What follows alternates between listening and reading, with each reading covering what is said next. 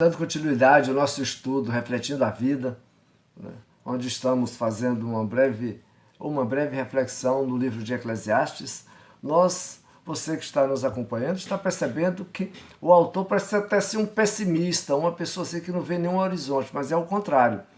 Né? Porque, na verdade, se você acompanhar com a visão do autor sagrado, você vai perceber que essa vida aqui termina aqui mesmo. E o ponto de vista do autor é exatamente essa mesma. A vida termina aqui quando você morre. Mas há uma esperança maior. Você não pode olhar tão somente para essa vida e as consequências dela. Há um Deus que tem algo além dessa vida para nós. É isso que ele tenta mostrar para nós. Se você for olhar meramente com um olhar horizontal, você vai descobrir que não valeu a pena. Não valeu a pena. Mas há algo 1000 vezes superior do que esse belo olhar horizontal. Você tem que olhar no vertical também.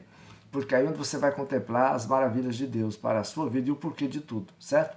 Estamos hoje diante do quarto vídeo, digamos assim, refletindo o capítulo 3. Então, algumas preciosidades aqui ao nosso coração aqui neste dia. Vamos lá. No capítulo 3, começa nos informando que tudo tem o seu devido tempo.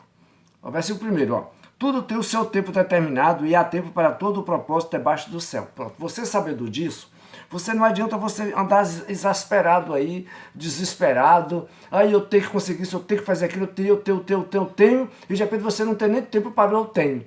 Entendeu? Então confie, olha, você segue o seu, tudo há um propósito. Você nasceu, você vai crescendo, aí você entra já no estágio de aprendizado, onde você vai aprender, vai desenvolver o seu talento que você nasceu, ou seja, a sua profissão. Então tudo tem o seu tempo e você vai passar anos a fio estudando até chegar à maioridade para estar apto, capacitado para exercer aquele seu talento natural que você nasceu com ele, haja vista a quantidade de profissões.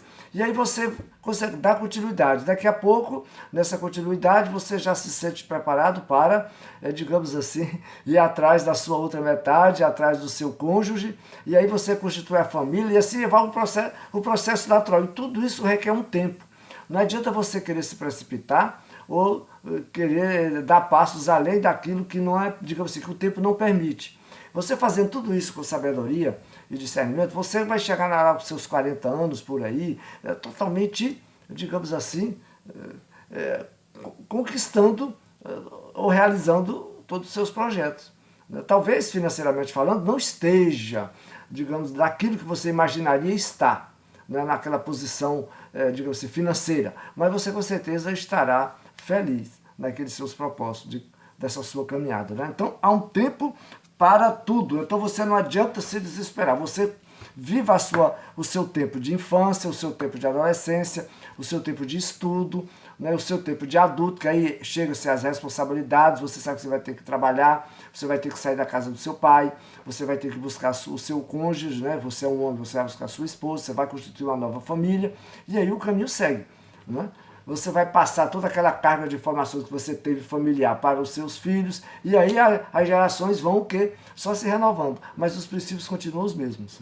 Então, continuando no versículo 9, o capítulo todo é precioso, leia. Eu vou só fazer algumas observações, apresentar aqui algumas joias raras daquilo que nós já garimpamos lá no livro de Provérbios. Aqui continua também, há muita pepita aqui especial aqui para os nossos corações, ok? Então no versículo 9 vai nos dizer assim, o versículo 9 do capítulo 3, que proveito tem o trabalhador naquilo com que se afadiga. O tema é muito claro, todo trabalho requer sacrifício, requer esforço, certo? Então, se você trabalhar, ou aliás, se você viver só para o trabalho ou em prol do trabalho, você está fadado a ser o primeiro fracassado.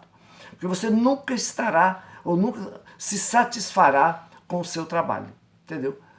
Como nós vemos muitas pessoas aí, leva trabalho para casa, final de semana, porque quer ser perfeccionista demais. Não, o trabalho é naquele local de trabalho ali. Não viva mais além do que aquilo, porque você precisa satisfazer outras partes da sua vida, outras áreas, a área familiar, a área emocional, a área psicológica, a área da alegria, do prazer, da descontração. Então nós temos todas essas constituições dentro de nós. Então não seja um escravo do trabalho, correto? Que proveito você tem se você viver só se afadigando? Nenhum. Daqui a pouco você está doente, vai viver quando você se aposentar, então, tudo que você fez, tudo que você ganhou e acumulou, é só para gastar com remédios. E você não vai usufruir nada. Está compreendendo? A palavra é maravilhosa. Você não pode andar vivendo só para o trabalho. O trabalho, claro, você os seus proventos, de você subsistir, de você, digamos assim, comprar todas aquilo que você precisa para as suas necessidades. Mas você não pode não pode se tornar um escravo, né? Não pode. Você fizer isso, você está perdido. Você está perdido. Você não está tendo nenhum sentido do que venha a ser a vida, da sua vida. Então vamos lá, né? Tudo Deus fez num determinado tempo, a partir do versículo 11. Tudo Deus fez. Então não adianta você correr.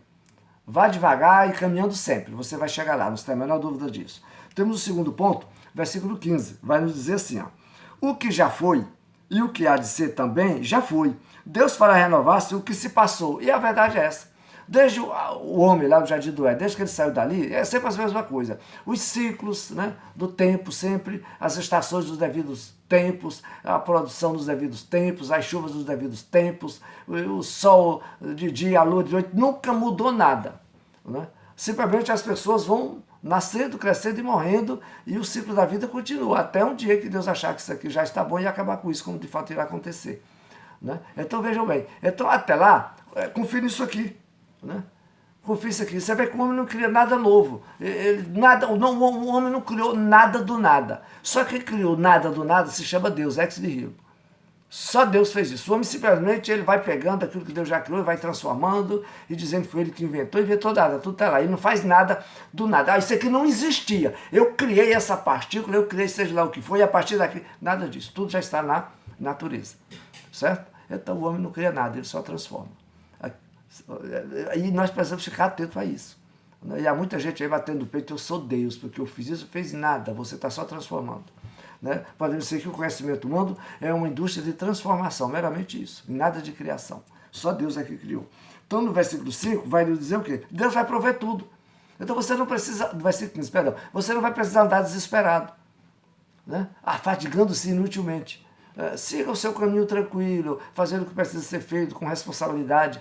Pronto, não vai faltar nada para você. Você vai ter uma vida tranquila. Talvez você, que não se afadigue tanto, não seja um escravo do trabalho, você talvez vai ganhar um pouquinho menos, mas você vai viver mais. Você vai viver mais feliz. Então se vê que a área financeira não é tão vital assim na nossa vida. Que haja vista que tem pessoas bilionárias e não são felizes. Enquanto que aquele humilde trabalhador que vive de um salário mínimo, feliz da vida, contente, satisfeito, e olha que a prole não é pequena. Aí você pode pensar, esse cara é louco. Não, louco é você, que está se tornando escravo do trabalho. Nós temos também, do versículo 16 ao 22, né? A vida é igual para todos os seres. Aquilo que ele diz lá no início já, né, no seu livro. Vaidade das vaidades, tudo é vaidade. Porque ele vai dizer assim, olha, primeiro ele vai dizer que o juízo sobre a face da terra, ou seja, a justiça, não existe. Até aquelas pessoas que se dizem justas são injustas. Então, ele procurou, analisou, perscrutou e percorreu, procurou saber o que acontecia entre as nações, e eles são todos iguais. Inclusive entre aqueles que deveriam praticar a justiça. Não tem jeito, todos nós temos as nossas falhas. Então, diante disso, não há consolo nenhum, mas a gente procura melhorar, né, naquilo que for possível. Então veja bem, então ele vai discorrer desse contexto, dessa dualidade aí de procurar justiça e não achar, porque não tem ninguém justo mesmo. O próprio Deus diz, olha, não há um justo sobre a face da terra. Se não há um justo sobre a face da terra, então não há possibilidade de se achar justiça plena em lugar nenhum da terra. Você só encontrará essa justiça no céu, né, que já começa com a justiça de Cristo Jesus, ao salvar a humanidade com o seu sacrifício lá na cruz. Você está compreendendo? Pois é, esse é o princípio. Então vamos lá, o versículo 19. Aí ele vai dizer aquilo que nós atestamos aqui no nosso ponto. A vida é igual para todos os seres. E de fato é, no olhar meramente horizontal, como já dissemos. Porque o que sucede aos filhos dos homens, sucede aos animais. Claro, área biológica. O mesmo lhes sucede. Como morre um, assim morre o outro. Todos têm o mesmo fôlego de vida. Claro. E nenhuma vantagem tem o homem sobre os animais, porque tudo é vaidade. Então, do jeito que nasce um boi, que nasce um cachorro, que nasce um peixe, o homem também, e morre também. Todos eles, sem exceção. Sem exceção. A única diferença é que ao homem foi introduzido, né, a imagem de Deus, a imago Dei, né? Ou seja, o sopro de vida. E isso só no homem ele fez isso, os demais animais não. Né? Por quê? Porque há no homem a alma. Né?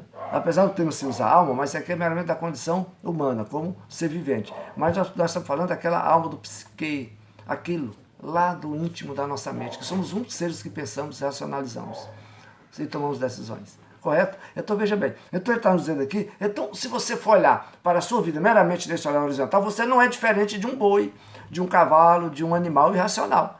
Porque você não está usando as suas faculdades mentais para um bem maior na sua vida. Não, você está meramente olhando, só subsistindo. Você quer subsistir da melhor maneira possível, como os animais também. Eles procuram as melhores pastagens, as águas mais refrescantes, né? Você que assiste esses filmes que passam aí sobre o planeta, Terra, eu acho muito aquilo ali. Você vê aqueles animais que percorrem quilômetros, outros até milhares de quilômetros procurando pastagem nas estações, sobrevivência. Assim como você também, morrer de trabalhar, entendeu? Aí eu gosto desse filme porque nós aprendemos demais com aquilo que Deus fez. E eu vejo aquelas manadas, percorrem milhares de quilômetros, 1.000 quilômetros, 2.000 quilômetros, tudo dependendo assim da estação para o que? Sobreviver. E ali eles são atacados pelos adversários, a toda a cadeia alimentar, né? Pelos seus, pode dizer, adversários sim, porque eles estão ali para comê-los, né? Então veja bem, há toda aquela sobrevivência difícil. E eu acho aquilo, eu fico analisando, digo, rapaz, não é diferente da nossa vida. E o texto vem exatamente dizer isso, né? Você que anda só olhando para esse afadigamento. Você não vive, você não tem tempo para você nem para a sua família. E aí depois você chega na sua velhice sozinho, solitário e doente, que é o pior ainda. Então, você precisa deixar ou tirar esse olhar. Entender que o trabalho é uma bênção na sua vida para ser usufruído para o seu bem-estar e não o contrário, você se escravizar. Entendeu? Então, esse ponto eu acho ele importantíssimo nessa diferença que há entre nós e os demais seres criados. Simplesmente a nossa alma. E se eu não atentar, eu vou viver igual eles também. Né? Qual o futuro de um boi, de qualquer outro animal, nascer, crescer, morrer e pronto, acabou-se. Não há mais esperança nenhuma para eles. A terra comeu e acabou-se. Mas o homem, se for olhar com olhar meramente terreno, ele também nascerá, crescerá e morrerá e não há mais nenhuma esperança para ele. Por quê? Porque passou a vida dele toda só se preocupando em adquirir coisas na terra e esqueceram do seu Deus Criador. Pense nisso, Deus te abençoe, em nome de Jesus, até o nosso próximo vídeo.